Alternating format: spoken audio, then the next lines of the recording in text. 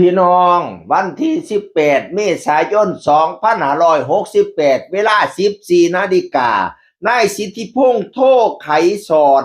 หรือโทไขสอนหรือว่าหมอลำด็อกเตอร์วีรพงษ์วงศ์ศิลป์เข้ารับพระราชทานปริญญาบัตรปรัชญาดุษฎีบัณฑิตกิตติมศักดิ์สาขาวิชานิเทศศาสตร์มหาวิทยาลัยกาฬสินธุ์เมื่อวานนี่พี่น้องเราไปรับปริญญาเอกเราได้ปริญญาเอก2ใบละดิใบหนึ่งนี่จาก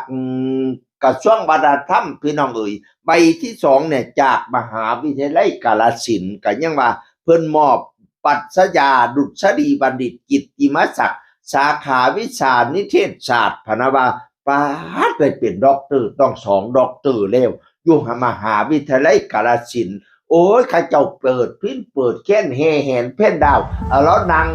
เกียนขึ้นเก้าอี้งามนางเกียนเลียนโลกเกียนไปโอ้ยจะเป็นมีสง่าราศีจะเป็นเป็นตะเบิงให้อีพอข่อยโอ้ยข่อยชื่นชมข่อย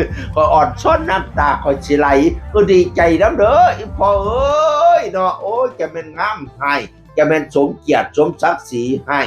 เราเป็นผู้รักษาขนบธรรมเนียมประเพณีอันดีงามวัฒนธรรมอีสานอันดีงามโดยเฉพาะหมอลำทำนองกาฬสินธุ์กาติ้นก้อนเนี่ยเราช่วยอนุรักษ์รักษาสืบห้อยตาว่าห้อยปูใบบ่ให้กิมไตมาได้ศูนย์สมัยนี้หมอลำกาฬสินธุ์เหลือบ่จักคณะดีพี่น้องเอ๋ยศิลปินผู้ไทยโดยอีพอวิรพงษ์วงศ์ศิลป์นี่แล้วผู้รักษาไว้อย่างดีเด่นคณะหนึ่งนายสิทธิพงษ์โทไข่สอนเนี่ยพี่น้องเอ๋ยหีดบ่อยหมองข้องบ่อยเสาสิมมาบ่อยเกาหีดแต่โกข้องแต่เขาซุ่มผู้เฒ่าเฮานั่นให้รักษาหมอลำกาฬสินธุ์ไว้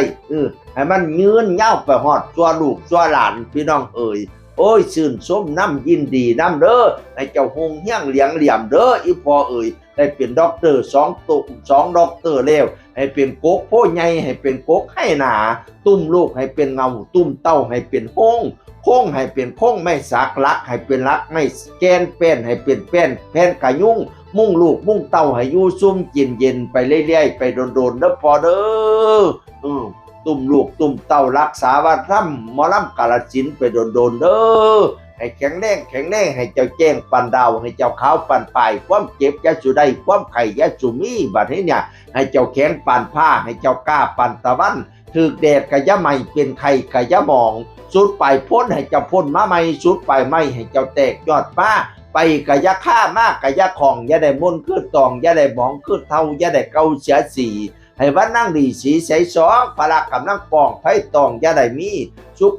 ขีล้นกำลังคนล้นลื่นอายุยืนหอน้อยจนสิ้นศาสนาผู้เด้ออีพอเอ๋ยมันยืนกับผู้ขาเสียงอื่นคนเก่ามาเว้าสู่ฟังสวัสดีครับสวัสดีครับ